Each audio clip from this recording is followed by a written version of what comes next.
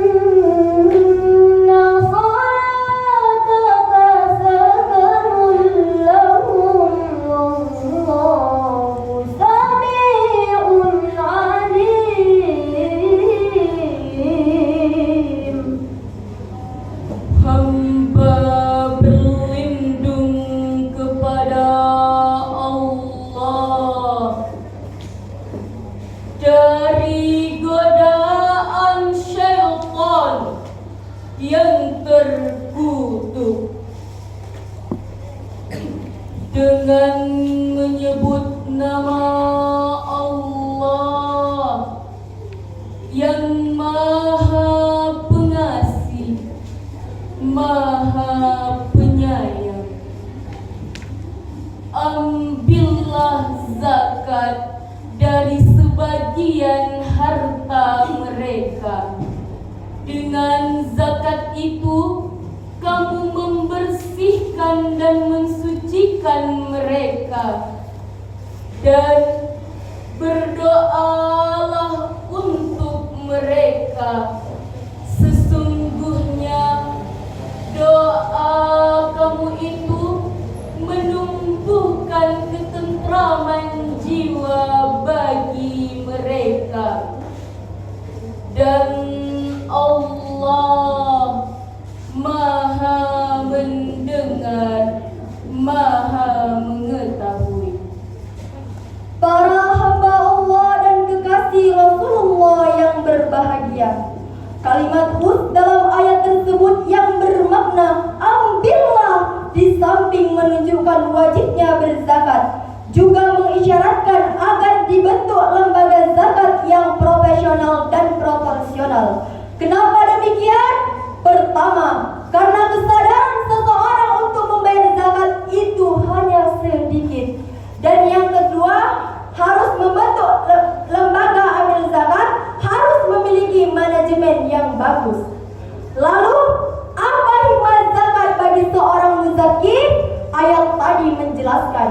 Pertama, tathir, yaitu membersihkan dari yaitu membersihkan diri dari harta dan hak-hak fakir miskin, orang yang tak berharta, orang yang terbaring di pinggir jalan yang tiap hari merasakan getir kehidupan, hanya isak tangis yang ia rasakan. Kedua, yaitu tazkiyah, yaitu membersihkan diri dari penyakit rakus, tamak, dan serakah. Penyakit ini hadirin yang harus kita bersihkan. Sebab jika kehidupan manusia dilanda penyakit ini, maka akan lahir harta berjiwa morun, pengusaha bermental salaba, penguasa berotak Fir'aun. Fungsinya bukan pelindung rakyat, tapi pemeras, bahkan perampas hak-hak rakyat. Fungsi yang ketiga, yaitu dengan zakat hati tenang, jiwa akan tenang, hati tenang walaupun banyak uang. Amin ya rabbal alamin. Tetapi sebaliknya, jika para agniya, para konglomerat enggan untuk membayar zakat, maka suatu negara bisa kiamat. Walau gedung bertingkat, walau mobil makin mengkilat, Dijamin rakyat sulit berdaulat. apalagi jikalau pejabat sudah jadi penjahat, menyikat uang rakyat, Jelas bangsa bisa kiamat. Na'udzubillahi min dzalik. Padahal Rasulullah sallallahu alaihi wasallam telah mengancam, laisal mu'minul ladzi yasbah wa jarahu ja'i ila jambi. Bukan termasuk orang mukmin yang hidupnya kenyang sendirian sementara tetangganya hidup dalam kelaparan. Para hamba Allah dan kekasih Rasulullah yang berbahagia. Dengan demikian, orang kaya tidak peduli dengan nasib kaum duafa, konglomerat yang acuh terhadap nasib rakyat, pejabat yang a priori terhadap nasib rakyat, bukan saja mencerminkan orang yang jahat, tetapi mencerminkan orang yang tidak beriman. Innamas sadaqatu lil fuqara'i wal masakin wal 'amilin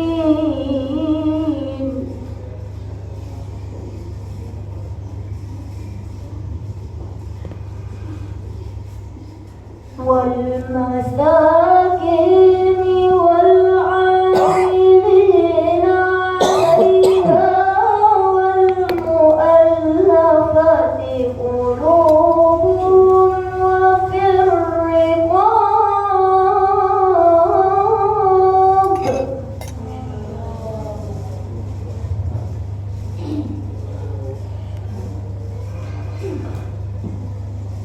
وفي الرقاب والغارمين